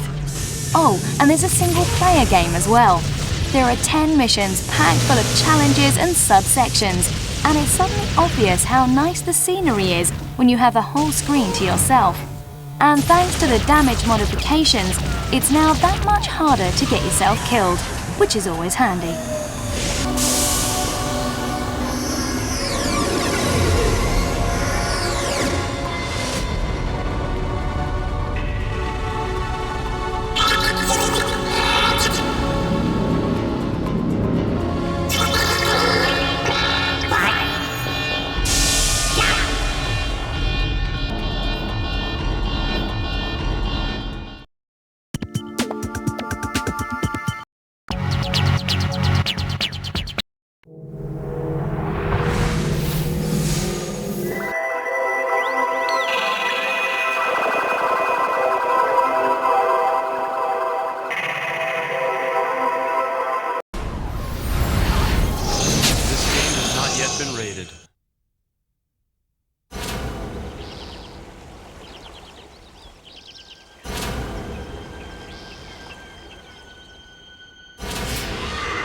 The enemy has returned, and from his dark tower in Mordor, he seeks the ring. We must take the ring and destroy it.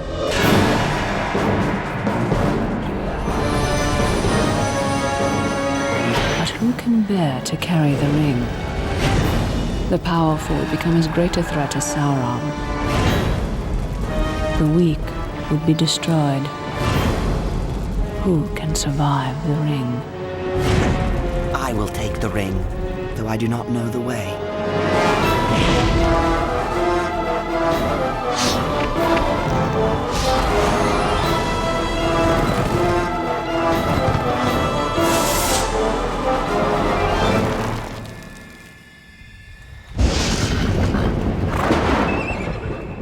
As fans ourselves, we really wanted to create the kind of game that we would want to play. First and foremost, I looked for people who are Tolkien fans. They have hired people that have a very deep love of the Tolkien works and are very knowledgeable about the unique qualities that make Tolkien so special. There was a style guide that was established for the creation of all the games that will be done for Vivendi Universal. It's been invaluable to us in actually making sure that we capture the flavor and the charm and the authenticity of the Lord of the Rings books. It's 336 pages, it's 92 environments, 44 item images. That kind of integrity is just going to make it extraordinary.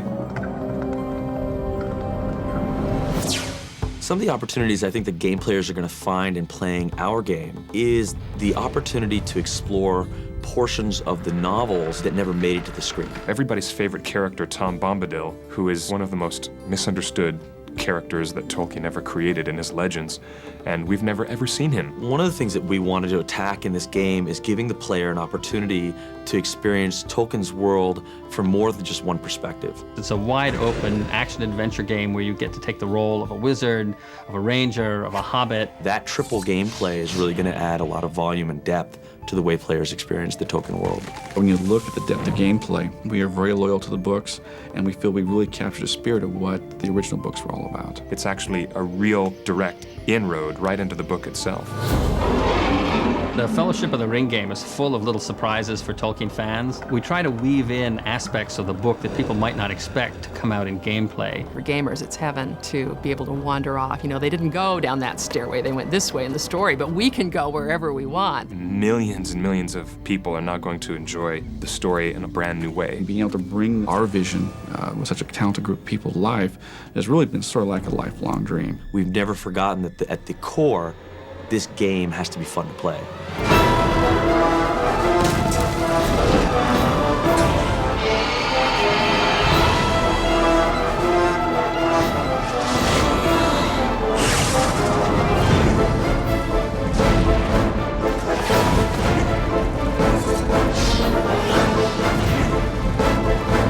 Universal Interactive proudly presents an epic adventure.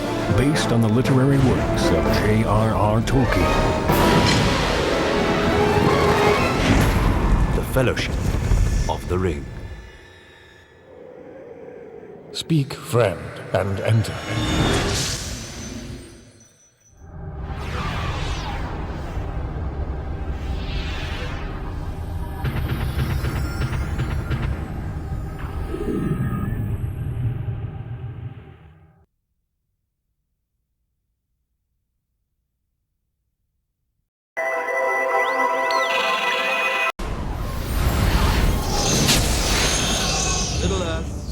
Upon the brink of destruction.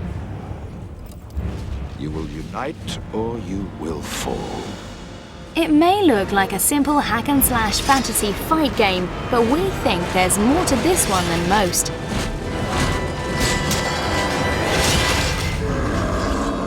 The Lord of the Rings, The Two Towers, gives you the chance to play as three of the legendary Tolkien adventurers, taking on either Aragorn, Legolas or Gimli, each fitted out with a unique selection of moves, and each making the game a little different to play.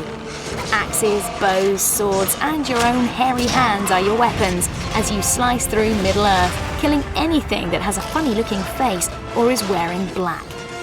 The actors from the films have donated their voices, so it should sound authentic, and with a look that's extremely close to the movies too, the end result should be everything fantasy gamers have ever fantasized about. Well, almost everything. If you do not find a way, no one will.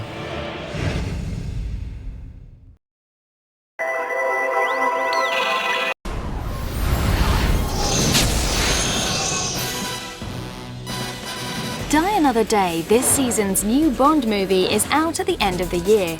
So is James Bond 007 in Nightfire, the new PS2 Bond. Clever Old M has managed to synchronize the release of the new film and new game, resulting in maximum exposure for the two.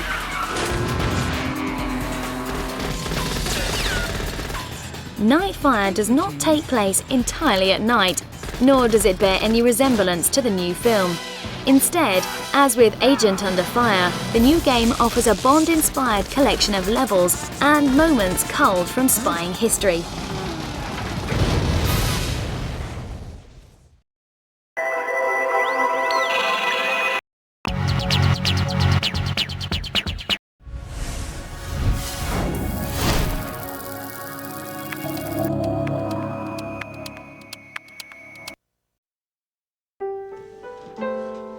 Peter, I can't come to your concert tonight. I'm working. Working at what?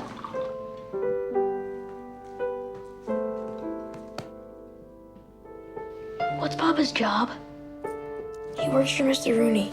Who's got a hug for a lonely old man? Papa didn't have a father, so Mr. Rooney looked after him. You rule this town as God rules the earth. I love Mr. Rooney. We had nothing. He gave us a home, a life. He goes on missions for Mr. Rooney. Take Mike with you. No, Paul, fine. Take Mike with you. They're very dangerous. That's why he brings his gun. Connor, what the hell are you thinking? He saw everything. Can he keep a secret? He's my son. A man of honor always keeps his word. Michael, tomorrow when they find out we're gone, they're gonna come after us. I have to protect you now. I'd like to apologize, especially to you, Pa. You would like to apologize? Sons are put on this earth to trouble their fathers. Natural law. You gotta take him now. I know who to call. There's a guy who's done some work for us in the past. To be paid to do what you love. Isn't that the dream? Get out! I cannot fight you and them at the same time. I can take care of myself fine! You think it's my fault this happened? It was not your fault! You won't make it. Not with a little boy.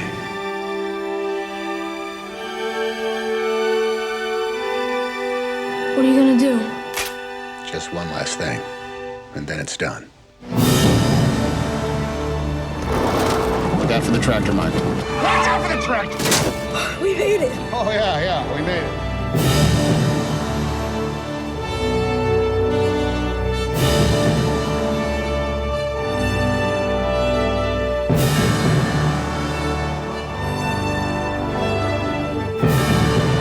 This is the life we chose, the life we lead. And there is only one guarantee. None of us will see heaven. Michael could.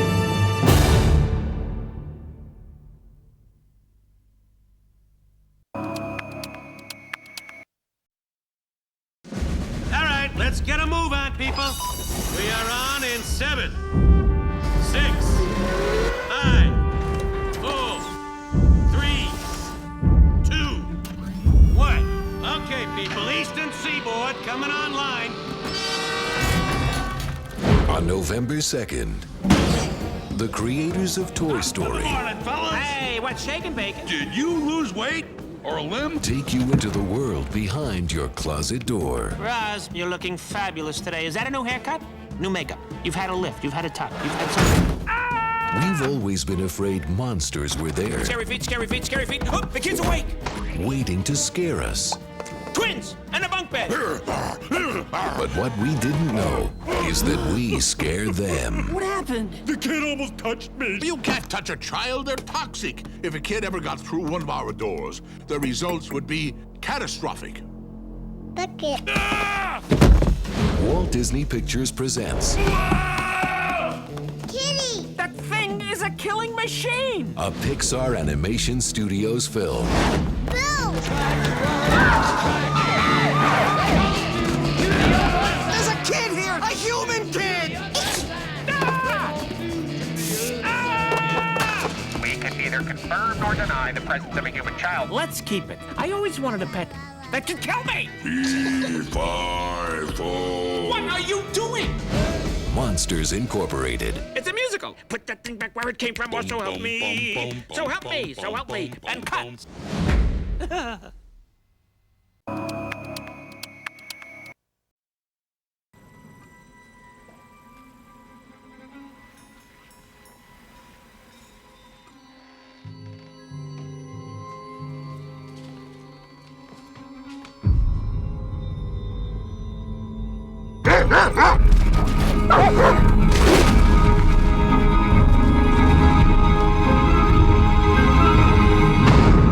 What can make geometric shapes the size of a football field? What kind of machine can bend a stalk of corn over without breaking it?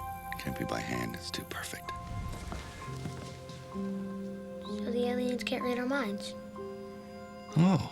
Some animals around the county have been acting funny. Some of them violent. It's almost like they act when they smell a predator around.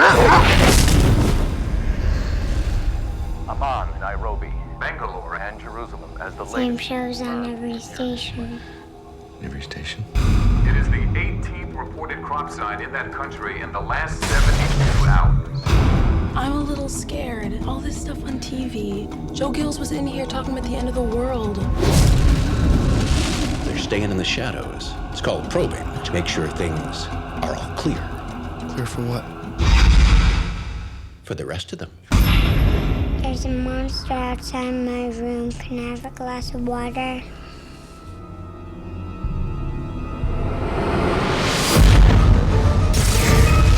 Ground forces are being assembled. What's happening? Don't be afraid. It's like War of the Worlds. Believe it's going to pass. Don't be afraid. They're in the house. Here it comes. Don't be afraid.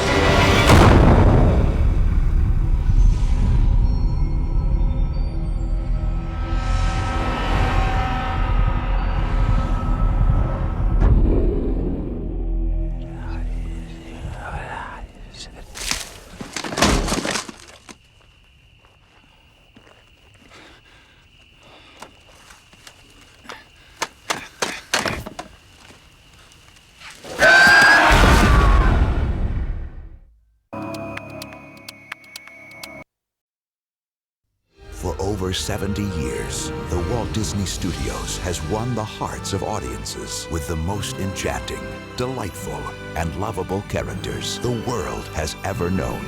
On June 21st, the tradition... Hey, that's not Simba.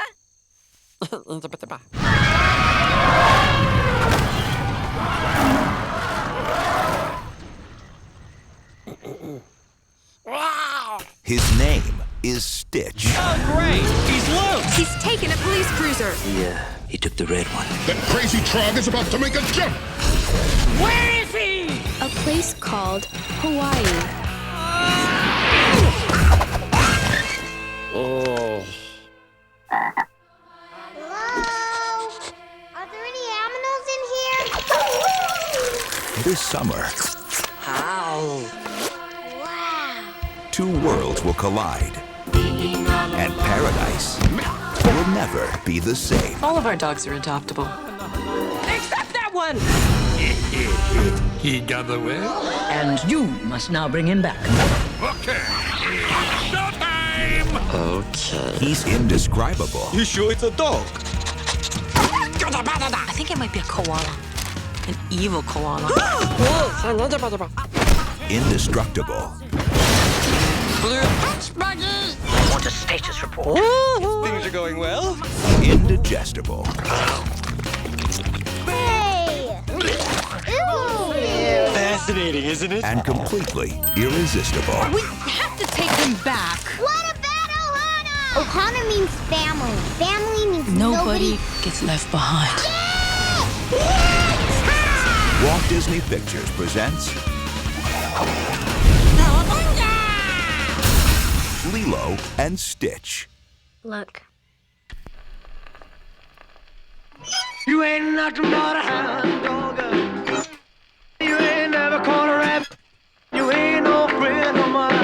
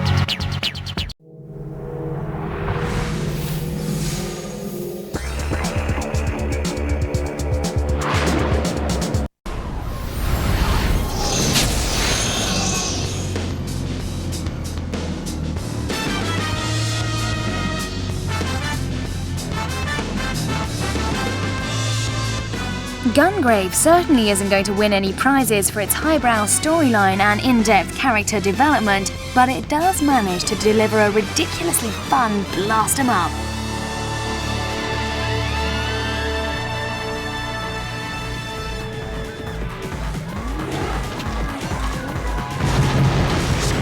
With less mental challenges than Devil May Cry, the aim of the game is to blow up absolutely everything, and to look as flashy as possible whilst you're at it.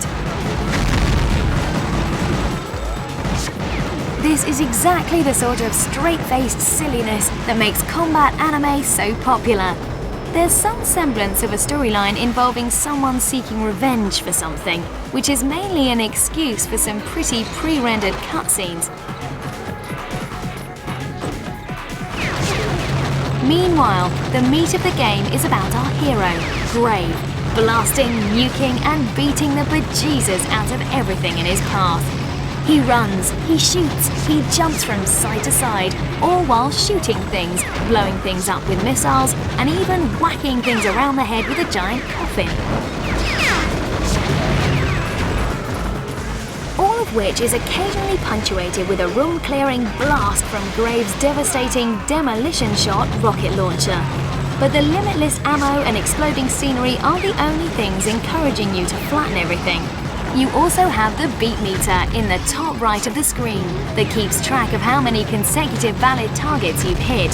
Score 20 marks and you gain a bonus to your attack strength.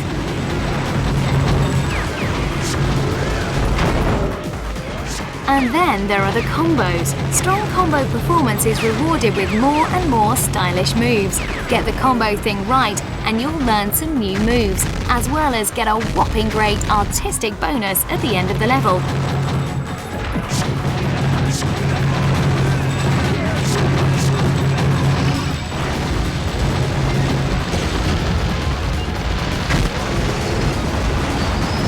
See? It's all in the name of art.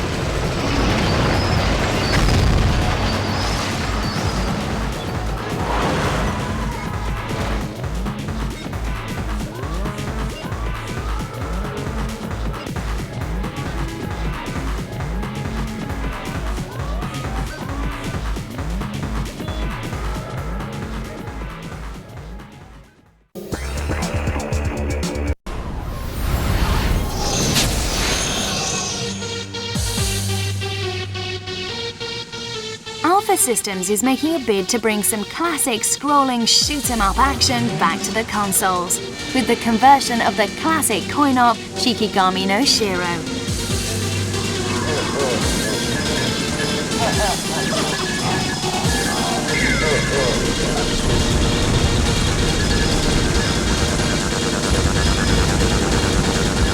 Despite its simple appearance, there's actually a plot behind all this shooting. It seems that there's a serial killer out there, killing women with a sharp-edged weapon. You discover the 31st victim and decide that it's time for some payback. You'd have thought that a more prompt response might have been advisable, but there you go.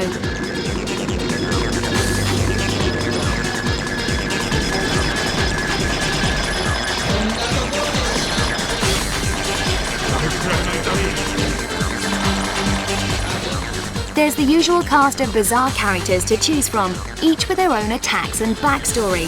There's the cocky psychic high school student, the Shinto priestess, the mysterious detective, a broom-riding witch, and an itinerant Korean taekwondo ace and folk guitarist. While this was the eclectic cast for the coin-op, us lucky console players get a bonus character as well, the mysterious wanderer in the 7 worlds.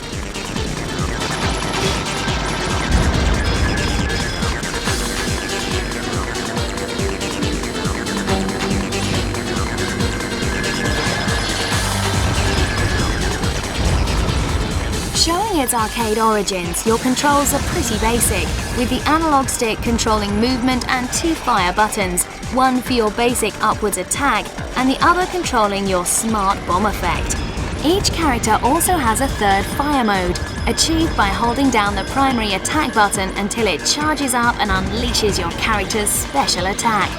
And extra to the basic arcade port, you also get a range of gallery and backstory modes, so now you can work out what all that shooting is about, as if it wasn't obvious.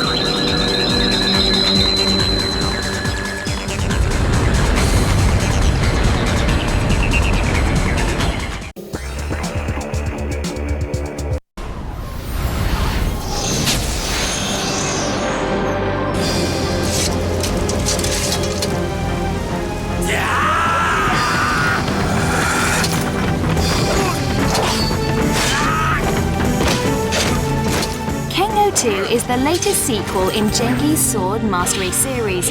Besides all the obvious swordplay, you also get larger environments, more complex fighting, faster action, multiple opponent combat, and of course, improved graphics and control.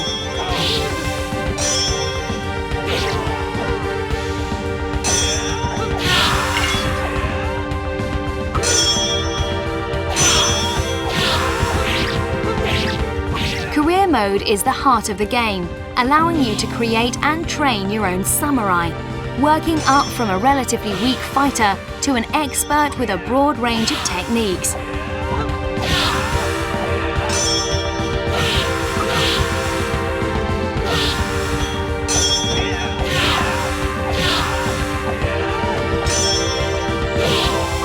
As with the earlier games, you can switch between fighting stances with the R2 button, and each stance offers a new range of moves to slice and dice your opponent.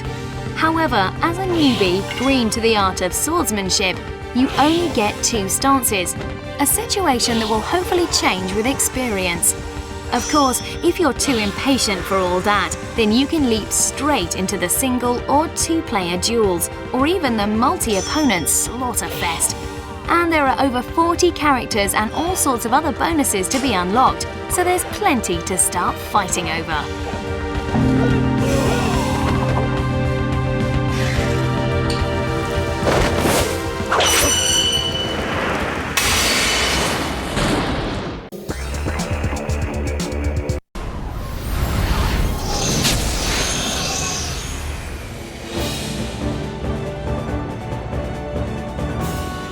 This is Koei's new RPG, based on Chinese legend and called Hoshin NG 2 in Japan.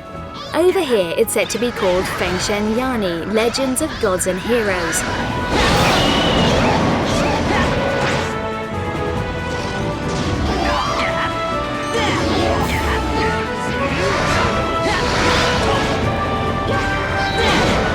In keeping with the setting, the myth-inspired character designs all look the part and have their role to play in the ongoing struggle. You play Shiga, a lively boy who was orphaned at a young age, but grew to be a strong young man under the guidance of his grandfather.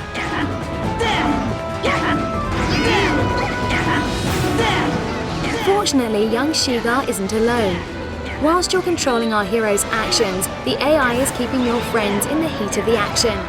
There are plenty of these allies, but the most notable 3 are Lei Run, a shrine maiden who prays for peace after surviving a great war and the loss of her family and friends, Hakushu, Shiga's best friend and childhood partner in mischief, and Kaido, a travelling minstrel with a hidden past.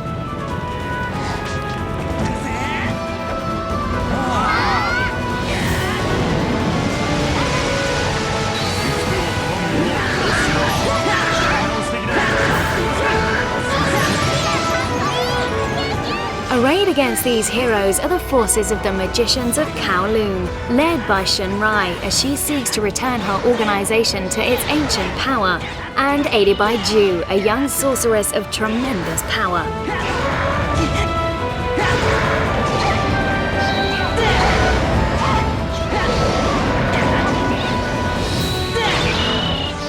An interesting feature here is the voice communication system, adding a further level of strategy to the combat encounters.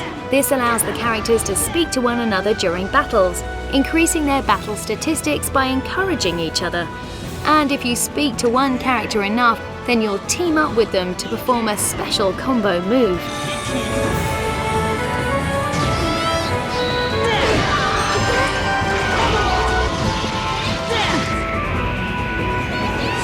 And with the range of characters in the game, this means there's up to 500 combo attacks in total.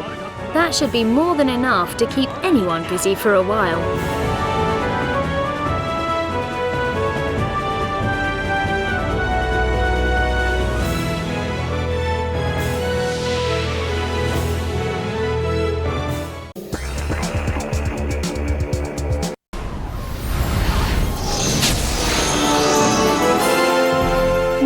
Quality moves this month show what Pro Evolution Soccer is capable of in the hands of a master. And remember folks, there's a pair of Umbro boots for the sender of the winning goal each month.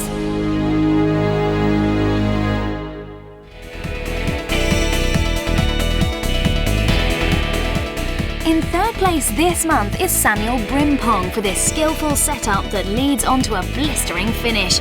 But where's the defense, we ask?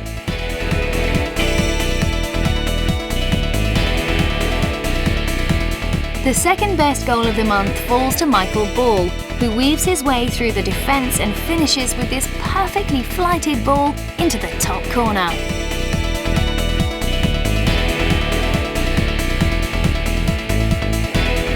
But this month's winner is from George MacArthur, who beats the goalie in a rare example of exceptional skill. An absolute joy to watch.